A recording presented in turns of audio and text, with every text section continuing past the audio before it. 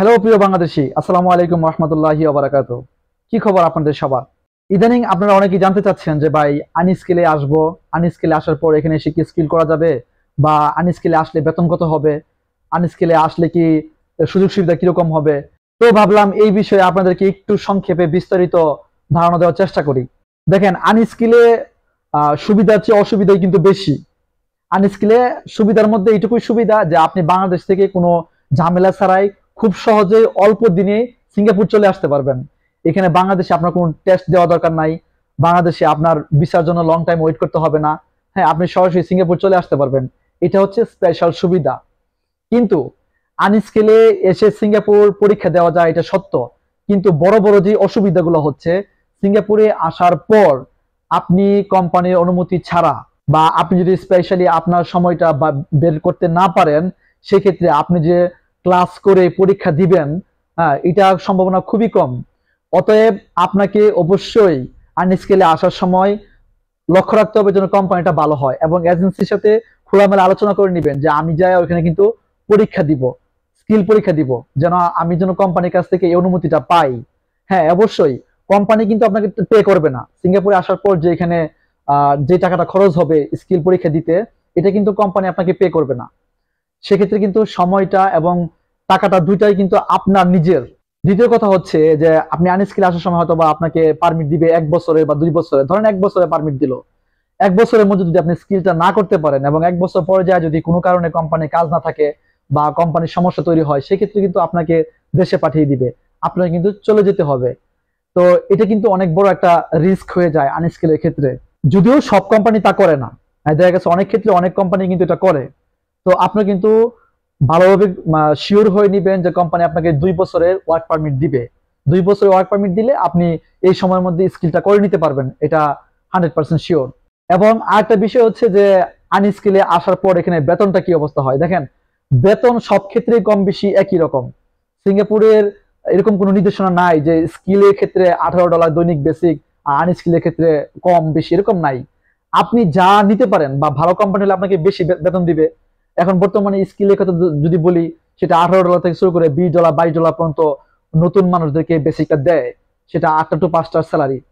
তো আপনি যদি আনস্কিলে আসেন, সেক্ষেত্রে কোম্পানির উপর ডিপেন্ড করবে আপনি কি কাজে আসতেছেন। যদি কোম্পানির কাজ ভালো হয় বা কোম্পানি ভালো হয়, সেক্ষেত্রে আপনাকে $20-22 বেসিক দিবে। তো এই বেসিক অনুযায়ী যদি ওভার টাইম ভালো থাকে, তো আপনারা কাউন্টিং করে নিয়েন কত আসতে পারে। আরেকটা বিষয় হচ্ছে যে আনস্কিলে আসতে যে টাকাটা খরচ হয়, দেখেন আনস্কিলে কিন্তু সুযোগ সুবিধা কম, অসুবিধাই বেশি। এরপরও কিন্তু দালালদের কথার চাতুরতায় বা তাদের যে প্রলোভনে মানুষ কিন্তু বুঝতে পারে না। দালালরা বলে হ্যাঁ আপনি 1 মাসের ভিতরে সিঙ্গাপুর চলে যাবেন, খুব ইজি, ওইখানে যায় সব টেস্ট দিয়ে দিবেন। ভাই এগুলো তো তারা বলবেই। তো এই সুযোগ সুবিধার কথাগুলো দেখায় দালালটা কিন্তু অনেক টাকা আদায় করে। আপনারা যদি 10-12 লাখ টাকা লাগে, সেক্ষেত্রে অবশ্যই আপনারা আনস্কিলে আসবেন না। 10-12 লক্ষ টাকা দিয়ে এত বড় রিস্ক নেওয়া আমি মনে করি বোকামি। অনেক ভাইরাই 12 লাখ 13 লাখ টাকা দিয়ে আসতেছেন, ভাইরা স্টপ। আপনারা 10-12 লাখ টাকা দিয়ে আনস্কিলে আসবেন না। এখানে আসার পর কোনো কারণে যদি কোম্পানি ব্যাংকরাপ্ট হয়ে যায়, কোম্পানির কাজ না থাকে, কনফার্ম আপনাকে পাঠিয়ে দিবে। আর তখন কিন্তু আপনি সিঙ্গাপুরে যে মিনিস্ট্রি অফ ম্যান পাওয়ার, ওখানে যায় কিন্তু কোম্পানি চেঞ্জের জন্য আপনি কোনো কিছু করতে পারবেন না।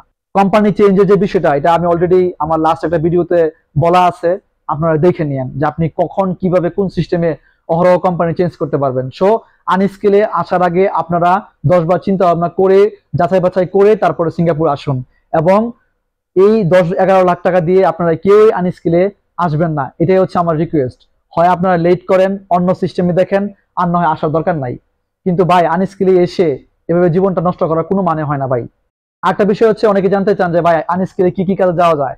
আনস্কিলে মূলত অনেক সেক্টরে নিয়ে আসে, এটা হচ্ছে নির্ভর করে কখন কোন কোম্পানি তাদের কোন কাজের উপর ডিমান্ড দেয়, ওইটার উপর। এটা স্পেসিফিকলি বলা যাবে না ভাই। আপনাদের এই ব্যাপারেও দেখছি অনেকের কিউরিসিটি আছে যে ভাই কতদিন সময় লাগতে পারে আনস্কিলের যে ভিসাটা প্রসেসিং এর। আপনি যে এজেন্সির মাধ্যমে ভিসাটা প্রসেসিং করবেন, ওই এজেন্সির কাছে যদি অলরেডি কোনো কোম্পানির ডিমান্ড থেকে থাকে, তাহলে তো তারা দ্রুতই প্রসেসিং করবে। সেক্ষেত্রে সিঙ্গাপুরে যদি একটা আইপি এর জন্য অ্যাপ্লাই করে, সেক্ষেত্রে খুব অল্প কয়েকদিনের মধ্যে হয়ে যায়, সপ্তাহখানেকের মধ্যে আইপিএ পেয়ে যাবেন। তো আইপিএ পাওয়ার পর আরো যে কিছু ফর্মালিটি থাকে, এখানে বাংলাদেশ এম্বাসি কিছু কাজ থাকে, সব মিলিয়ে আপনি 1-1.5 মাসের মধ্যে সিঙ্গাপুর খুব চলে আসতে পারবেন।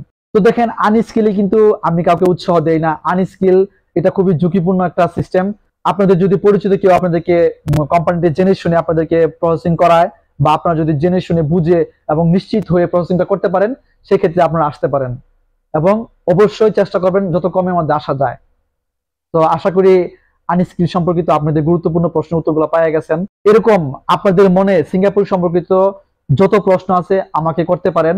আমি চেষ্টা করব যা আমি সঠিকভাবে জানি আপনাদেরকে উত্তর দেওয়ার জন্য। তো কমেন্ট বক্সে আপনারা প্রশ্ন করে থাকুন, লাইক কমেন্ট শেয়ার তো অবশ্যই চালিয়ে যান এবং এনভিশন ভিডিওকে সাপোর্ট করুন, সাবস্ক্রাইব করুন। ভালো থাকুন, সুস্থ থাকুন, ধন্যবাদ।